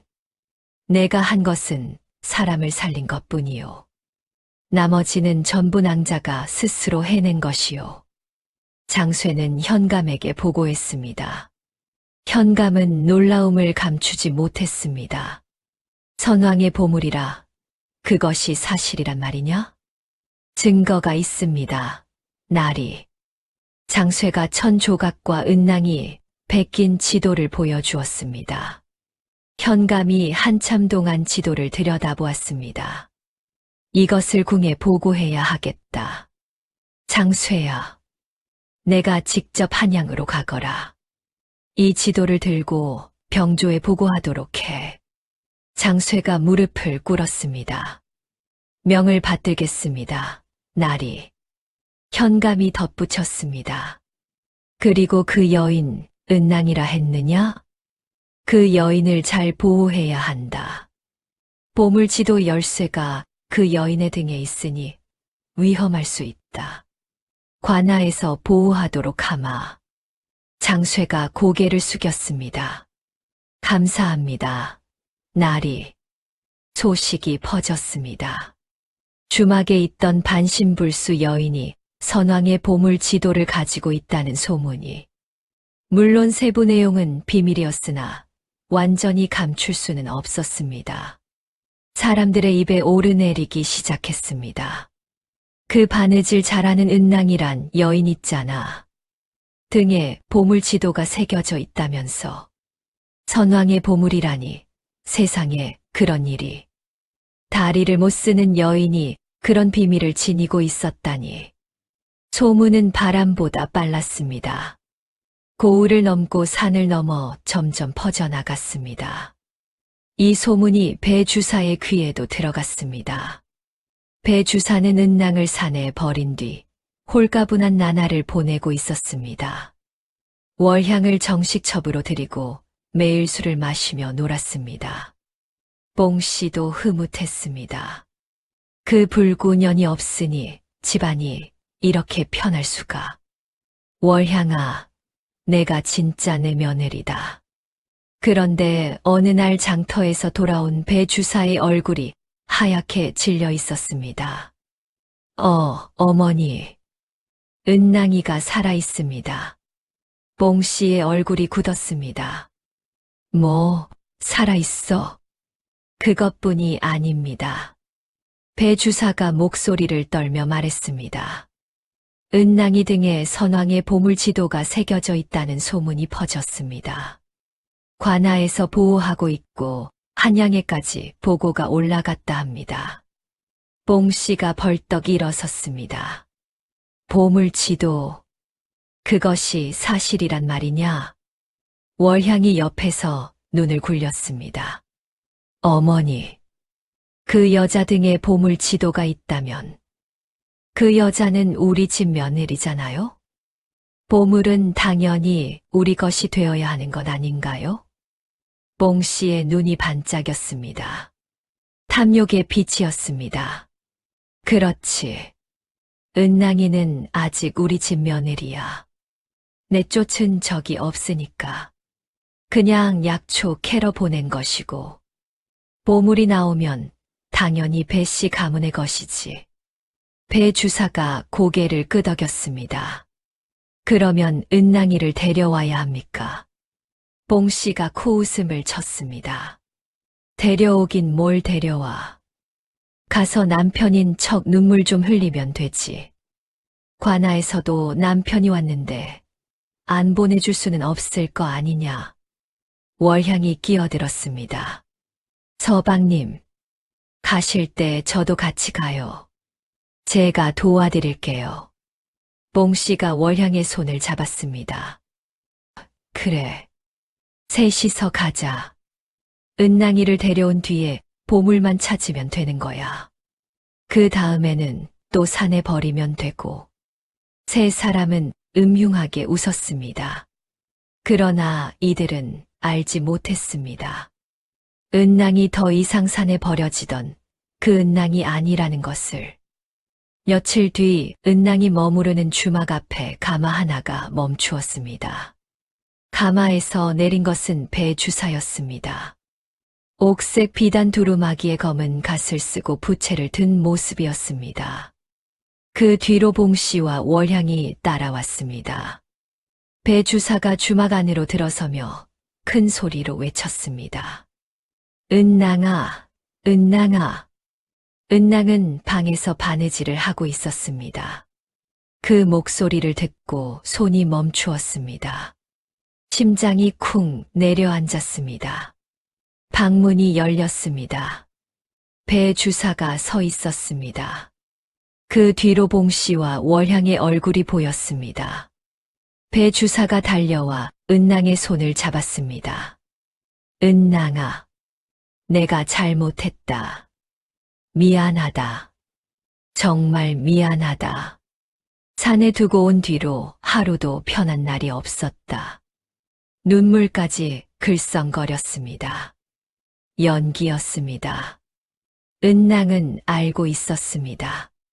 이 사람의 눈물이 거짓이라는 것을. 눈가에는 눈물이 맺혀 있었으나 눈빛은 차가웠습니다. 그 눈빛은 은낭을 보는 것이 아니라 은낭의 등을 보고 있었습니다. 뽕 씨도 눈물을 닦으며 다가왔습니다. 은낭아, 이 못난 시어미를 용서해다오. 내가 없으니 살 수가 있어야지. 집에 가자. 응. 월향은 문 밖에서 교태를 부리며 웃고 있었습니다. 은낭은 세 사람을 차례로 바라보았습니다. 예전 같으면 고개를 숙이고 예, 어머니 했을 것입니다. 그러나 지금은 달랐습니다. 은낭은 담담하게 말했습니다. 돌아가십시오. 배 주사의 표정이 굳었습니다. 저는 이제 그 집 사람이 아닙니다. 버리신 것은 서방님이시고 살아남은 것은 저입니다. 다시 돌아갈 뜻이 없습니다. 뽕 씨의 얼굴이 새빨갛게 변했습니다. 인연이 감히 시어미 앞에서 버릇없이 내가 뭔데 거역이야. 은낭이 봉 씨를 똑바로 바라보았습니다. 어머니, 저를 산에 버리신 것은 어머니이십니다. 그 산에서 제가 죽었어도 상관없으셨지요. 짐승에게 물려 죽든 굶어 죽든 상관없으셨지요. 그런데 이제 와서 돌아오라 하시면 제가 돌아갈 것 같으십니까? 뽕 씨가 할 말을 잃었습니다. 배 주사가 끼어들었습니다. 은낭아, 사정이 있었다. 내 말을 들어봐. 사정이요. 은낭의 목소리가 차가워졌습니다. 첩을 들이는 것이 사정이었습니까? 반신불수 아내가 보기 싫은 것이 사정이었습니까? 배 주사가 입을 다물었습니다. 월향이 문 밖에서 소리쳤습니다. 어머나, 저 여자가 은혜도 모르고 저러네. 밥 먹여주고 재워준 은혜도 모르는 거야? 은낭이 월향을 바라보았습니다. 은혜라면 이분께 진 것이 있습니다. 은낭이 주막 안악을 가리켰습니다. 그리고 저를 살려준 장쇠 나리께 진 것이 있습니다. 서방님과 어머니께 진 은혜는 없습니다. 산에 버린 것이 은혜라면 모르겠습니다만 배 주사의 얼굴이 일그러졌습니다. 거진 눈물은 이미 말라 있었습니다. 좋다. 내가 그렇게 나오겠다 이거지. 본색이 드러나기 시작했습니다. 하지만 잊지 마라. 너는 아직 내 아내야. 내 쫓은 적 없다. 약초 캐러 보냈을 뿐이야. 관아에 가서 따져도 너는 배씨 가문 며느리란 말이다. 은낭의 얼굴이 굳었습니다. 이것이 이들의 속셈이었습니다. 법적으로 은낭은 아직 배 주사의 아내였습니다. 조선의 법에서 남편이 내쫓지 않는 한 아내는 여전히 그 집 사람이었습니다. 배 주사가 비열하게 웃었습니다. 내 등에 있는 그 보물지도 말이다. 내가 배씨 가문 사람이니 보물도 배씨 가문 것이야. 알아듣겠느냐? 은낭은 이를 악물었습니다. 주먹을 꽉 쥐었습니다. 그러나 할 말이 없었습니다. 법이 그러했습니다. 은낭이 아무리 거부해도 남편이 이혼을 해주지 않는 한 법적으로는 배 주사의 아내였습니다. 그날 밤 장쇠가 주막에 달려왔습니다. 배 주사가 찾아왔다는 소식을 들은 것이었습니다. 낭자, 괜찮으시오? 은낭은 괜찮다고 했습니다. 그러나 얼굴이 창백했습니다. 장쇠가 이를 악물었습니다. 그 파렴치한 놈이 보물 때문에 찾아온 것이오? 예. 걱정 마시오. 내가 현감 나리께 말씀드리겠소. 남편이라 해도 아내를 산에 버린 죄가 있으니 처벌받아야 하오. 그러나 일은 장쇠의 생각대로 풀리지 않았습니다. 배 주사가 먼저 손을 썼기 때문이었습니다. 다음 날 관아에 배 주사가 나타났습니다. 현감 앞에 엎드려 통곡을 했습니다. 나리, 소인의 아내가 병으로 다리를 못 쓰게 되어 약초를 구하러 보냈는데 그만 길을 잃은 것이옵니다. 소인이 미처 따라가지 못한 것이 죄이옵니다. 버린 것이 아니라 소인의 부주의옵니다. 제발 아내를 돌려주십시오. 현감이 난처한 표정을 지었습니다. 그것이 사실이냐? 아내를 일부러 버린 것이 아니라 배 주사가 이 말을 바닥에 찧었습니다. 하늘에 맹세코 그런 일은 없었습니다. 소인이 아내를 얼마나 사랑하는데요. 장쇠가 나섰습니다. 나리, 이자의 말은 거짓이옵니다. 은낭 낭자가 직접 버림받았다고 증언했습니다. 이자는 첩을 들이기 위해 아내를 깊은 산속에 데려다 놓고 온 것이옵니다. 현감이 두 사람을 번갈아 보았습니다. 증거가 있느냐? 장쇠가 말문이 막혔습니다. 은낭의 말 외에는 증거가 없었습니다. 배 주사가 기다렸다는 듯 말했습니다. 날이 증거라 하시면 소인의 어머니와 집안 하인들이 증언할 수 있습니다. 아내를 약초 캐러 보낸 것일 뿐이라고. 뽕씨와 월향 그리고 미리 매수한 하인 둘이 관아 앞에서 기다리고 있었습니다. 모두 한 목소리로 말했습니다. 은낭 아씨는 약초를 캐러 가신 것이옵니다. 서방님께서 버리시다니요. 그럴 분이 아니옵니다. 현감이 한숨을 쉬었습니다.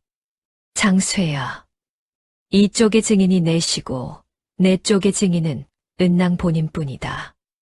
법으로 따지면 남편의 말을 들어야 하느니라. 장쇠의 얼굴이 새빨갛게 달아올랐습니다. 날이, 이것은 부당합니다. 저자들은 미리 짜고 온 것이옵니다. 현감이 손을 들어 장쇠를 제지했습니다. 내 마음은 이해하나 법은 법이다. 은낭이 배 주사의 아내인 이상 남편에게 돌려보내는 것이 옳다. 다만 현감이 배 주사를 날카롭게 바라보았습니다. 보물지도건은 이미 한양에 보고되었다. 보물은 나라의 것이지 개인의 것이 아니다. 내가 아내의 등에 있는 지도를 악용하려 한다면 그때는 용서치 않겠다. 배 주사가 연신절을 했습니다. 감히 그런 생각을 하겠습니까? 소인은 그저 아내가 보고 싶었을 뿐이옵니다. 장쇠는 분을 삼키며 관아를 나왔습니다. 주먹이 부들부들 떨렸습니다. 은낭은 결국 배 주사에게 돌아가야 했습니다. 관아의 결정이었습니다. 장쇠가 은낭에게 말했습니다. 낭자, 미안하오. 내가 힘이 부족하여 낭자를 지키지 못했소. 은낭은 고개를 저었습니다. 장쇠의 날이 탓이 아닙니다. 법이 그런 것을 어찌하겠습니까? 하지만 걱정하지 마십시오. 저는 이제 예전의 제가 아닙니다. 은낭은 담담했습니다. 그러나 장쇠는 불안했습니다. 내가 한양에 가서 보물건을 보고하는 동안 낭자를 혼자 두게 되는 것이 마음에 걸리오. 빨리 다녀오겠소. 그때까지 부디 무사하시오. 은낭이 고개를 끄덕였습니다. 기다리겠습니다. 장쇠는 무거운 발걸음으로 한양을 향해 떠났습니다. 은낭은 장쇠의 뒷모습이 사라질 때까지 바라보았습니다. 은낭이 배 주사의 집으로 돌아왔습니다. 그러나 돌아온 집은 예전과 달랐습니다. 아니, 집은 그대로였으나 은낭의 처지가 달라진 것이었습니다. 뽕씨와 월향은 은낭을 뒷방에 가두었습니다.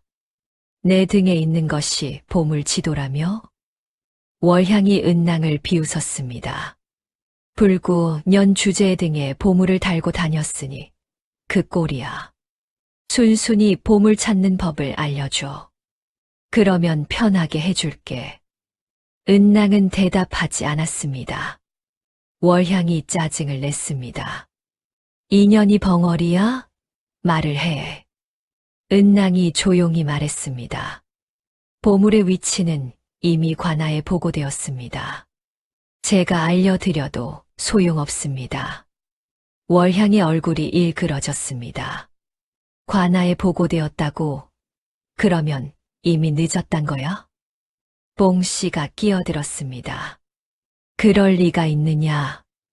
한양까지 보고가 올라가려면 시간이 걸린다. 그 사이에 우리가 먼저 찾으면 되는 거야. 뽕씨가 은낭의 팔을 잡았습니다. 이년아, 내 등에 있는 지도를 벗겨내야겠다. 저고리를 벗어. 은낭이 팔을 뿌리쳤습니다. 싫습니다. 뽕씨의 눈이 사나워졌습니다. 감히 시어미한테. 뽕씨가 손을 들어 은낭의 뺨을 때렸습니다. 철썩. 은낭의 고개가 돌아갔습니다. 볼에 붉은 손자국이 선명하게 남았습니다. 그래도 은낭은 꿈쩍하지 않았습니다. 때리셔도 안 됩니다. 이 지도는 선왕께서 나라를 위해 남기신 것입니다. 개인의 탐욕을 위해 쓸 수 없습니다. 봉씨가 이를 갈았습니다. 내 인연. 그래, 끝까지 버텨봐라. 밥도 물도 안 줄 거다. 사흘만 굶으면 내가 알아서 벗겠지. 봉씨가 뒷방문을 밖에서 걸어 잠갔습니다. 은낭은 어두운 뒷방에 갇혔습니다. 창문도 없는 좁은 방이었습니다. 밥도 주지 않았습니다. 물도 주지 않았습니다. 하루가 지났습니다. 이틀이 지났습니다. 배가 고파 속이 쓰렸습니다. 목이 말라 입술이 갈라졌습니다. 다리가 아파 누워 있어야 했습니다. 그래도 은낭은 버텼습니다. 이를 악물었습니다. 죽어도 보여주지 않겠습니다. 아버지가 목숨을 걸고 지킨 것을 이들의 탐욕에 내줄 수 없습니다. 사흘째 되는 날 밤이었습니다. 배 주사가 뒷방 문을 열고 들어왔습니다.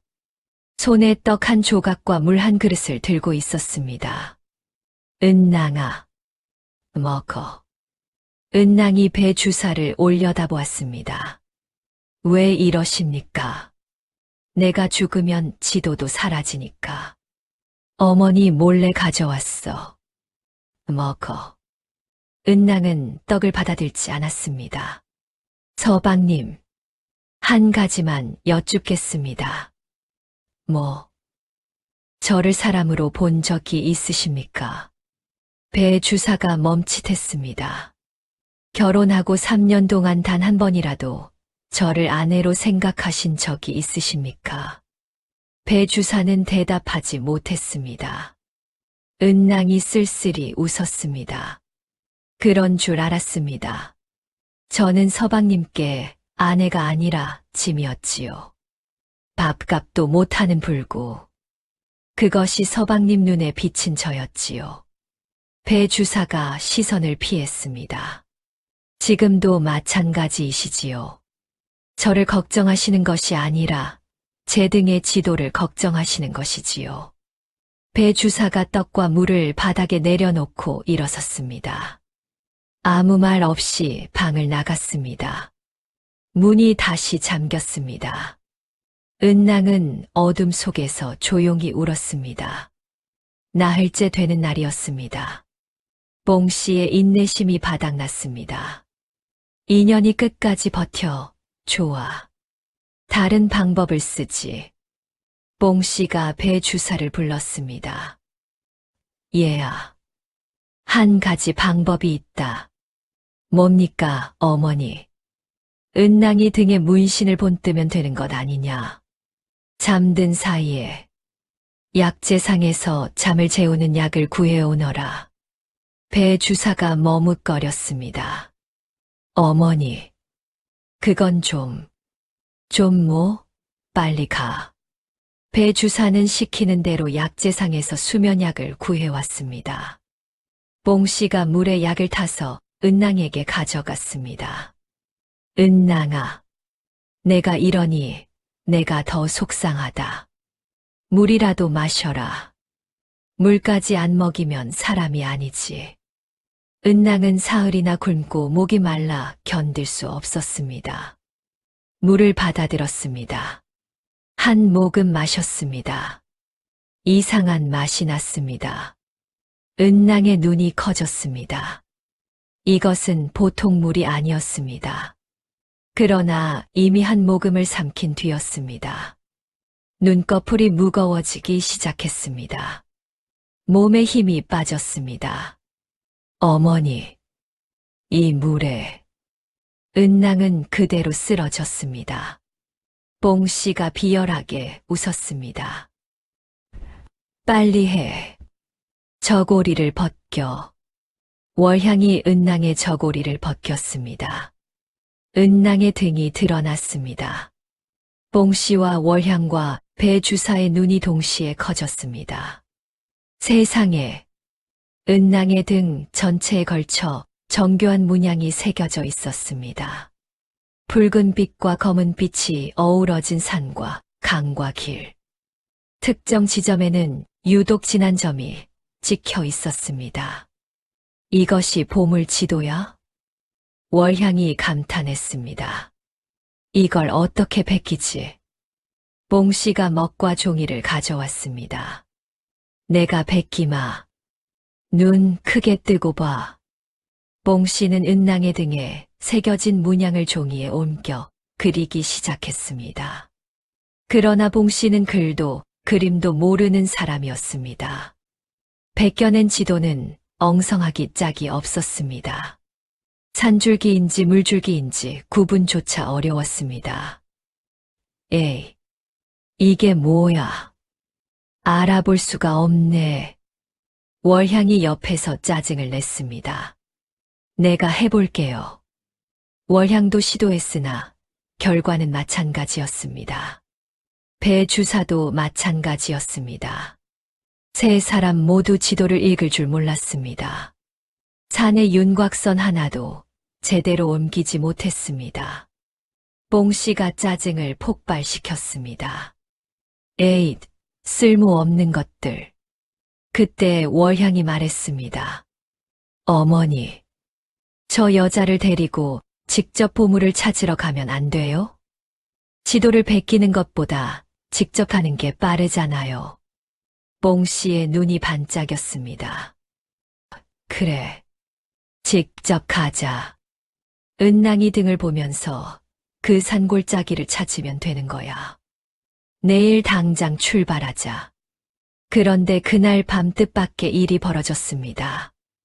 은낭이 잠든 사이에 바느질 상자가 사라진 것이었습니다. 은낭이 약기운에서 깨어난 것은 다음 날 아침이었습니다. 몸이 천근만근이었습니다. 머리가 지끈거렸습니다. 저고리가 벗겨져 있는 것을 보고 모든 것을 알아차렸습니다. 등을 봤구나. 분했습니다. 치가 떨렸습니다. 그런데 바느질 상자가 보이지 않았습니다. 은낭의 얼굴이 새하얗게 질렸습니다. 바느질 상자. 아버지의 옥패가 들어 있었습니다. 군장에게 받은 1000조각이 들어 있었습니다. 은낭이 가진 전부가 들어있는 상자였습니다. 은낭이 방문을 두드렸습니다. 바느질 상자를 돌려주십시오. 대답이 없었습니다.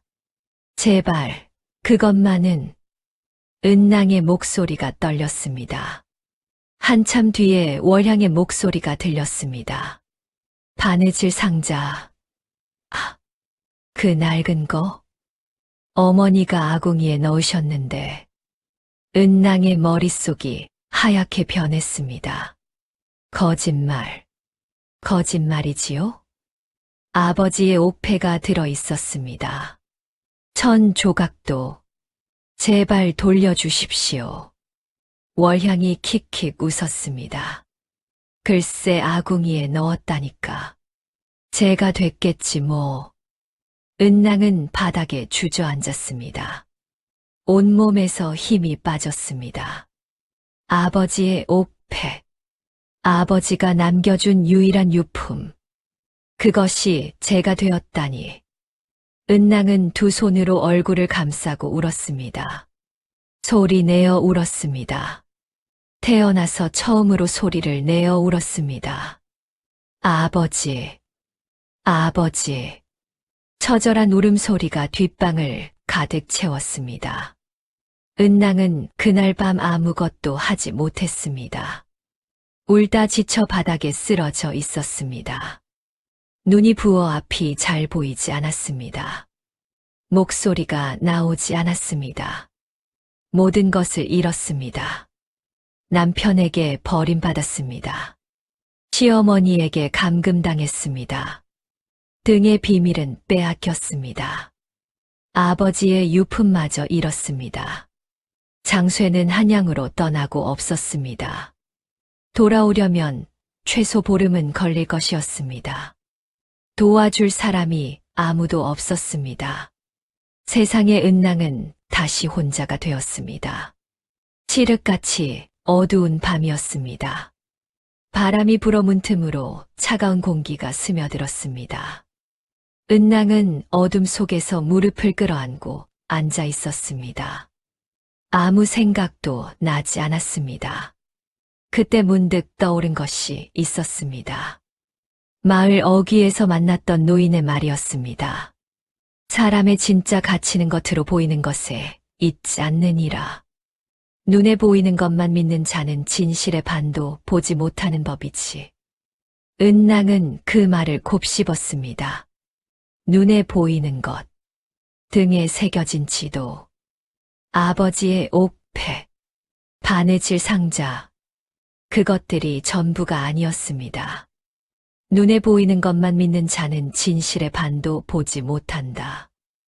은낭의 눈이 번쩍 뜨였습니다. 그래. 그들은 등에 지도만 보고 있어. 하지만 지도만으로는 보물을 찾을 수 없어. 지도를 읽을 줄 아는 사람이 없으면 아무 소용이 없지. 아버지가 그림에 담은 비밀은 눈에 보이는 선이 아니야. 그 안에 숨겨진 암호야. 은낭의 머릿속에서 무언가가 맞물리기 시작했습니다. 아버지가 그림을 그릴 때 늘 하던 말이 있었습니다.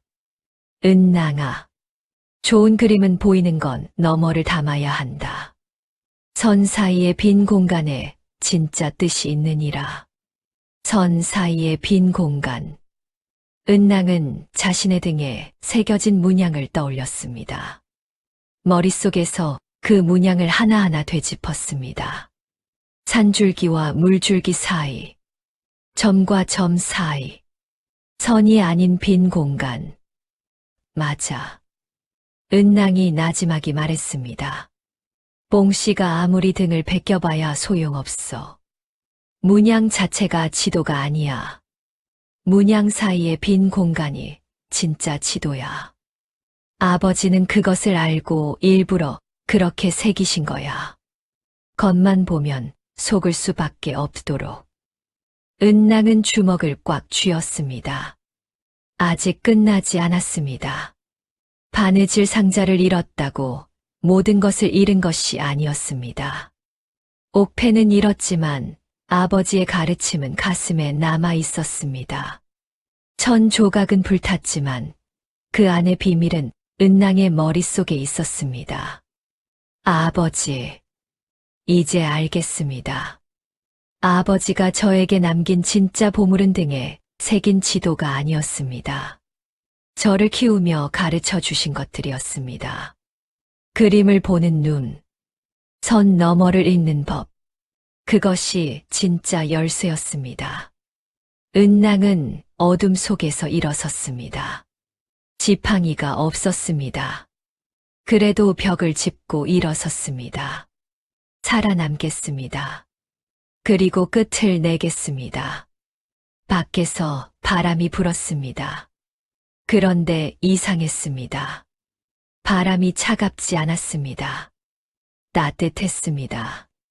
마치 누군가가 은낭의 등을 쓸어주는 것 같았습니다. 은낭은 눈을 감았습니다. 아버지의 손길 같았습니다. 다음 날 아침이었습니다. 뽕씨가 뒷방 문을 열었습니다. 이년아, 오늘 출발한다. 준비해. 보물을 찾으러 가는 거야. 내 등이 지도라니까 내가 앞장서. 은낭이 고개를 들었습니다. 어젯밤과는 다른 눈빛이었습니다. 맑고 단단한 눈빛. 뽕씨가 그 눈빛에 살짝 움찔했으나 모른 척했습니다. 은낭이 말했습니다. 가겠습니다. 뽕씨가 의아한 표정을 지었습니다. 뭐, 순순히? 조건이 있습니다. 조건? 내까지 것이 조건을 달아. 보물을 찾으면 관아에 알려야 합니다. 선왕의 보물은 나라의 것이니까요. 대신 발견해 기여한 공으로 상을 내리실 겁니다. 어머니와 서방님도 그 상에 포함될 수 있도록 제가 말씀드리겠습니다. 봉 씨가 눈을 굴렸습니다. 속으로는 코웃음을 쳤습니다. 보물을 찾기만 하면 몰래 가져가면 되는 것이었습니다. 관아에 알릴 생각은 처음부터 없었습니다. 그래. 알았다. 관아에 알리마. 거짓말이었습니다. 은낭도 알고 있었습니다. 이들이 약속을 지킬 리 없다는 것을. 그러나 은낭에게는 계획이 있었습니다. 은낭과 배주사 봉씨, 월양넷은 계룡산으로 향했습니다. 배주사가 은낭을 지게에 태워 산길을 올랐습니다. 다리를 못 쓰는 은낭을 데리고 산을 오르려면 누군가가 업어야 했습니다. 배주사가 힘들어하자 봉씨가 독촉했습니다. 빨리 가. 보물이 코앞이야. 월향도 투덜거렸습니다. 산길이 왜 이렇게 험해요? 꽃신 신고 올 때가 아니잖아. 은낭은 지게 위에서 주변을 살폈습니다. 산세를 읽었습니다. 아버지에게 배운 대로였습니다.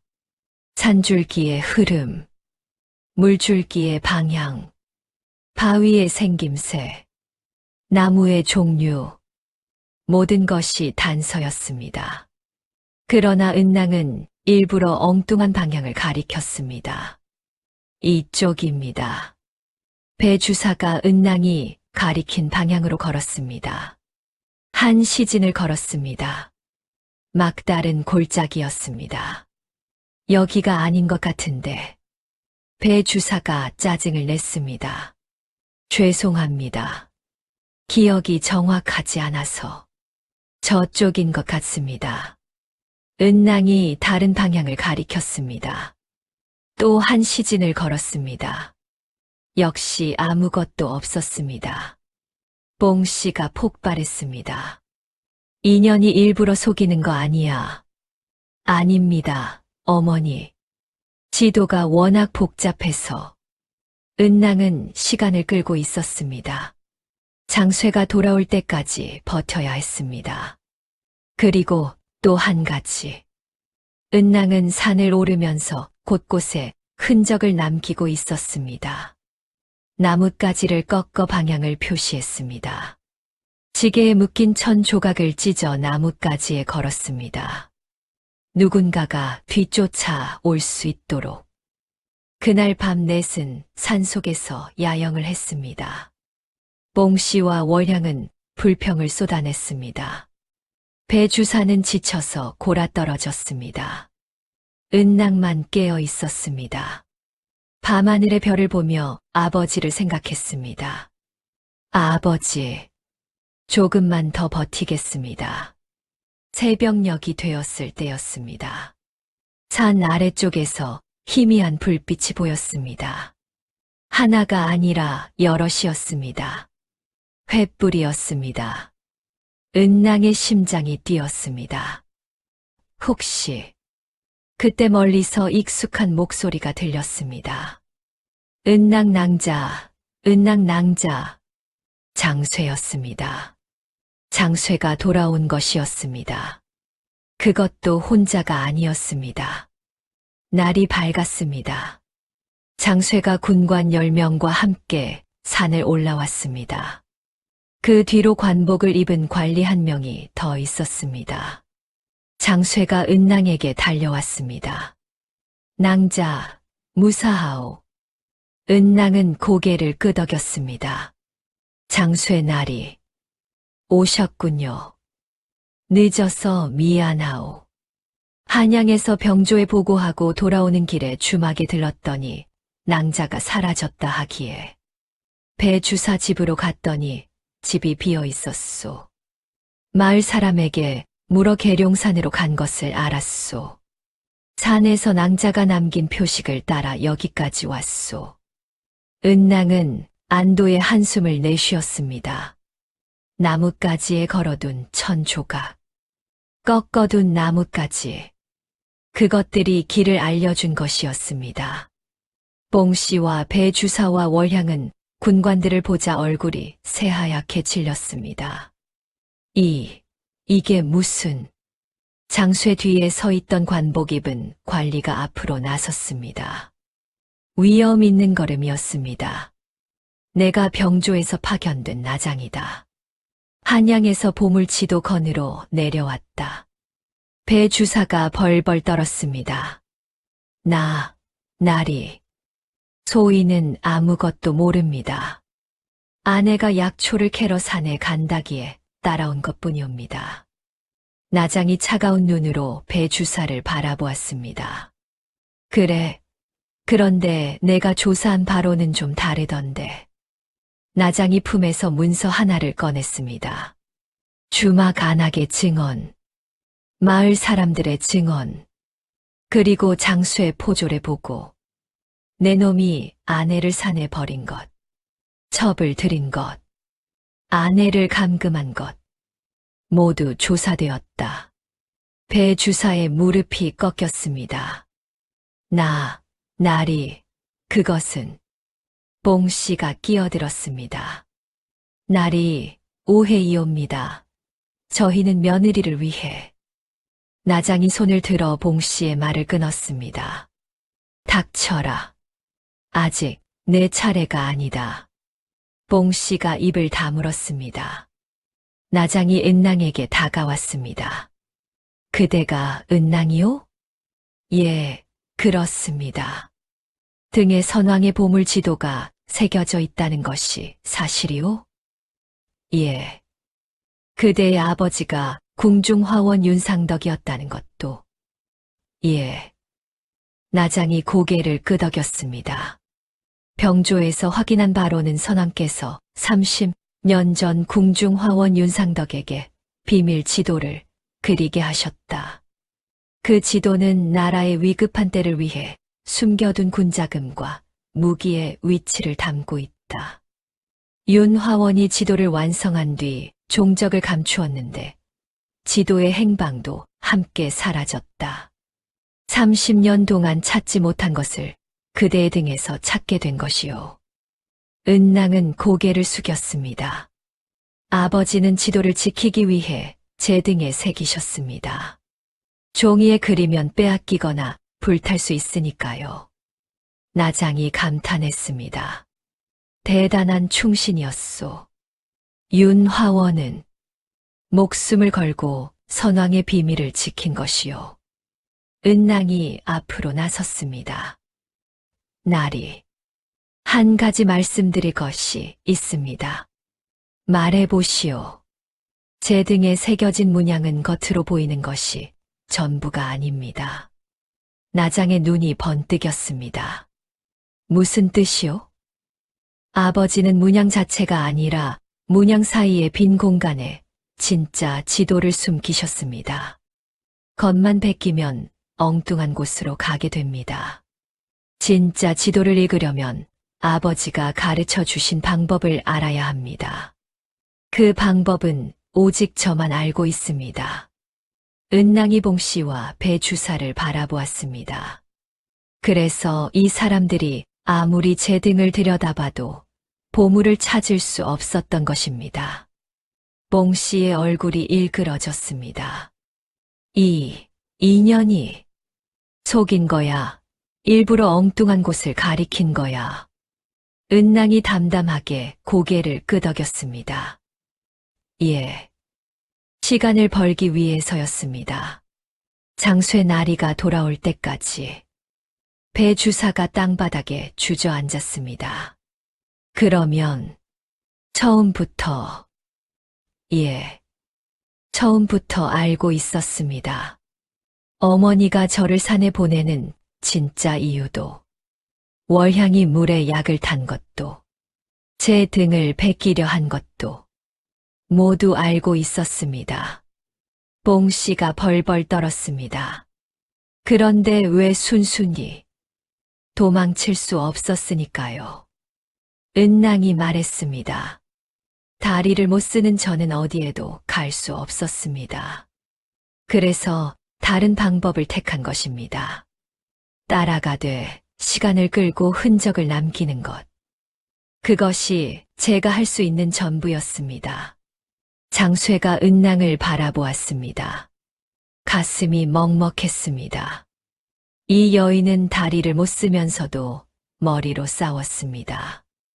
약한 몸으로도 포기하지 않았습니다. 대단한 사람이었습니다. 나장이 은낭에게 물었습니다. 그러면 그대가 진짜 보물의 위치를 알 수 있다는 것이오? 예. 아버지가 가르쳐 주신 방법으로 읽으면 알 수 있습니다. 안내할 수 있겠소? 예. 은낭은 장쇠 등에 엎여 산을 올랐습니다.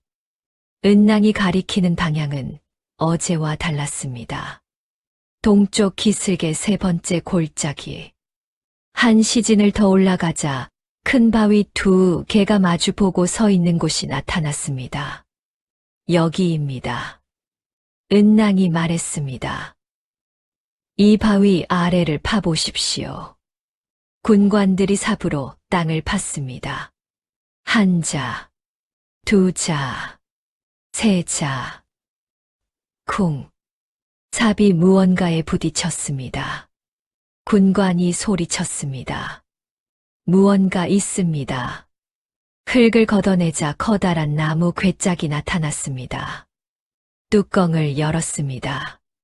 빛이 쏟아졌습니다. 금과 은이 가득했습니다. 그 아래로 무기와 갑옷이 있었습니다. 옆에는 굴량미가 담긴 항아리가 줄지어 있었습니다. 나장이 탄성을 질렀습니다. 이것이 선왕의 보물이다. 군관들이 환성을 질렀습니다. 30년 동안 찾지 못한 보물이 마침내 세상에 나온 것이었습니다. 나장이 은낭 앞에 고개를 숙였습니다. 윤화원의 딸이자 이 보물의 수호자. 그대의 공은 한양에 보고하겠소. 임금께서 반드시 상을 내리실 것이오. 은낭은 고개를 저었습니다. 상은 필요 없습니다. 다만 한 가지만 부탁드리겠습니다. 아버지의 이름을 기억해 주십시오. 윤상덕, 궁중화원, 목숨을 걸고 나라의 비밀을 지킨 사람이었습니다. 나장이 고개를 끄덕였습니다. 약속하겠소. 그리고 심판의 시간이 왔습니다. 나장이 배주사 앞에 섰습니다. 배주사, 내 죄를 알겠느냐? 배주사가 벌벌 떨며 엎드렸습니다. 나리, 소인은 하나, 아내를 유기하여 죽음에 이르게 하려 한 죄. 둘, 나라의 보물 지도를 사사로이 탈취하려 한 죄. 셋, 관아의 거짓 증언을 한 죄. 넷, 아내를 감금하고 약물로 의식을 잃게 한 죄. 배주사가 이 말을 바닥에 찧었습니다. 살려주십시오. 어머니가 시킨 것이옵니다. 뽕씨가 벌떡 일어섰습니다. 이놈이 내가 다 하겠다 해놓고 나한테 뒤집어 씌워. 어머니가 먼저 은낭이를 버리자고 하셨잖습니까? 이놈이 미쳤어. 내가 월향이한테 빠져서 그런 거지. 뽕씨와 배주사가 서로에게 죄를 돌리며 싸우기 시작했습니다. 월향이 슬금슬금 뒤로 물러섰습니다. 도망치려는 것이었습니다. 그러나 군관이 길을 막아섰습니다. 어딜 가려는 것이냐? 월향의 얼굴이 새하얗게 질렸습니다. 저는 아무 관계도 없어요. 저는 시키는 대로 했을 뿐이에요. 나장이 월향을 바라보았습니다. 은낭의 물에 약을 탄 것이 누구냐? 뽕씨가 약을 탔지만 물을 건넨 것은 내가 아니더냐? 은낭을 버리자고 처음 제안한 것도 내가 아니더냐? 월향이 바닥에 주저앉았습니다. 그건 나장이 선언했습니다. 배주사, 뽕씨, 월향. 세 사람 모두 한양으로 압송한다. 죄목은 국가 보물 탈취 기도, 인명유기, 관아 기만. 중죄인이다. 군관들이 세 사람의 손을 묶었습니다. 배 주사가 은낭에게 매달렸습니다. 은낭아, 제발 나를 살려줘. 한 번만 봐줘. 내가 잘못했어. 뽕씨도 울며 불며 매달렸습니다. 은낭아, 시어미를 이렇게 보내면 되겠느냐? 피도 눈물도 없는 년이구나. 월향은 아무 말도 하지 못하고 울기만 했습니다. 은낭은 세 사람을 바라보았습니다. 한참 동안 말이 없었습니다. 그리고 입을 열었습니다. 원망하지 않겠다고 했습니다. 그 약속은 지키겠습니다. 하지만 용서와 봐줌은 다른 것입니다. 제가 용서한다 해도 법은 법대로 가야 합니다. 그것이 옳은 일입니다. 배 주사가 고개를 떨구었습니다. 뽕씨가 울음을 터뜨렸습니다. 세 사람은 포승줄에 묶여 산을 내려갔습니다. 소문은 조선 팔도에 퍼졌습니다. 선왕의 보물이 발견되었다는 소식. 그리고 그 보물의 지도를 등에 품고 지켜낸 반신불수 여인의 이야기. 한양에서 임금의 교지가 내려왔습니다. 궁중화원 윤상덕은 충의로운 신하였느니라. 그의 딸 은낭은 아비의 유지를 받들어 나라의 보물을 지켜냈으니 그 공이 지대하다. 은낭에게 정삼품 숙부인의 자코를 내리고 한양의 집과 전답을 하사하노라. 아울러 고 윤상덕에게는 충의공의 시호를 추증하노라. 은낭은 임금의 교지를 받고 눈물을 흘렸습니다. 아버지, 들으셨습니까?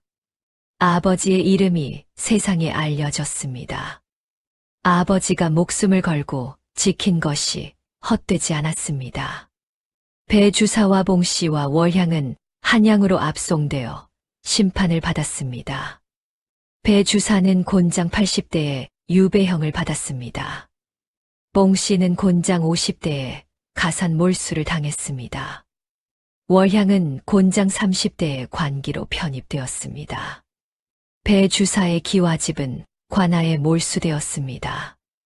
금칠한 대문은 떼어져 나갔습니다. 높이 쌓은 담장은 허물어졌습니다. 감나무 아래 널쩍한 디딤돌 위에는 아무도 앉지 않았습니다. 유배지에서 배 주사는 초라한 모습으로 거리를 헤맸습니다. 비단 두루마기는 없었습니다. 부채도 없었습니다. 누더기를 걸치고 맨발로 다녔습니다. 한 푼만 주시오. 배가 고프오. 지나가는 사람들은 고개를 돌렸습니다. 저게 반신불수 아내를 산에 버린 놈이래. 보물 지도를 빼앗으려다 걸린 거야. 즉, 1000벌을 받아도 싸지. 아무도 돌아보지 않았습니다. 첩을 들이려고 아내를 산에 버린 자의 비참한 말로였습니다. 봉씨는 가산을 모두 빼앗기고 먼 친척집에 얹혀 살게 되었습니다. 아들에게 맹목적이던 어미는 이제 아무에게도 기댈 곳이 없었습니다.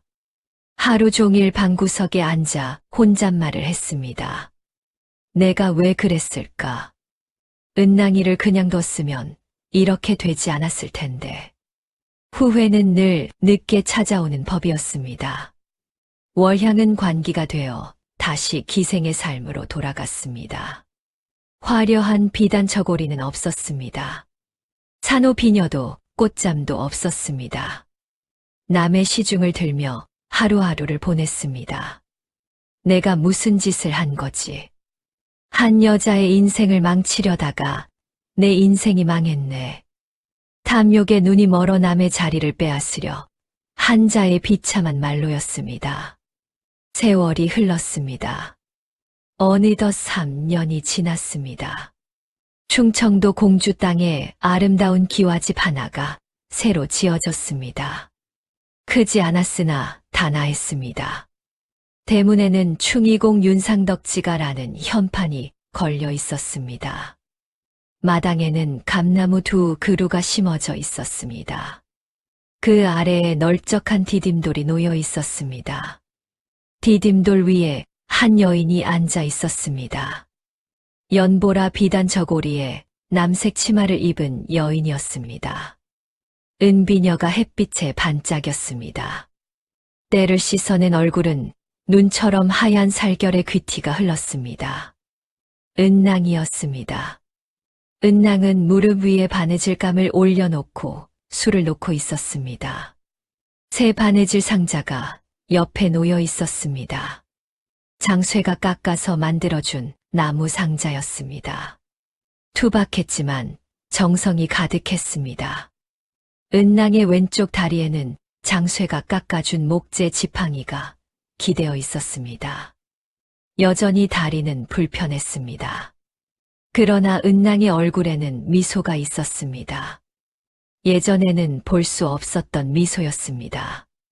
마당 저쪽에서 장쇠가 걸어왔습니다. 더 이상 포졸 관복을 입고 있지 않았습니다. 보물 발견의 공으로 종구품 관직을 하사받은 장쇠는 이제 의관을 갖추고 있었습니다. 그러나 투박한 얼굴과 다부진 체격은 그대로였습니다. 장쇠가 은낭 옆에 앉았습니다. 오늘도 술을 놓고 있소. 예.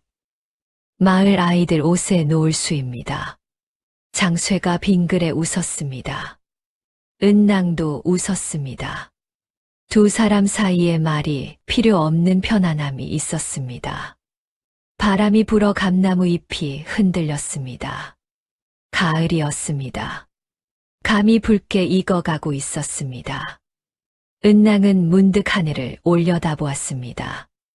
맑고 푸른 하늘이었습니다.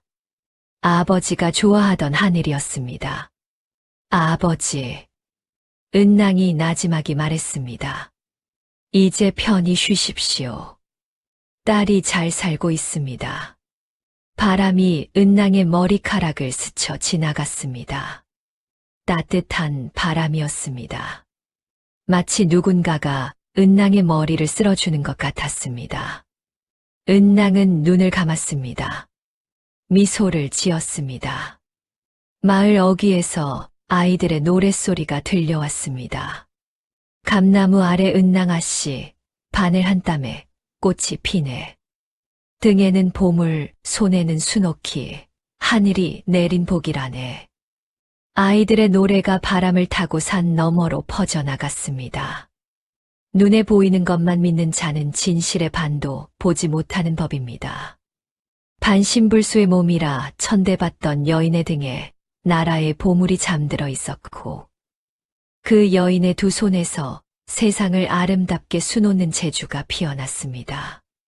사람의 갇히는 겉으로 보이는 것에 있지 않습니다. 성한 다리가 아니라 굳건한 마음이 사람을 일으켜 세우는 법입니다. 하늘은 스스로 돕는 자를 결코 버리지 않았습니다. 다음 영상을 빠르게 만나보시려면 좋아요와 구독을 눌러주세요. 지금 화면에 나오는 더 재미있는 영상들도 함께 해주세요. 그럼 모두 행복한 하루 보내세요. 감사합니다.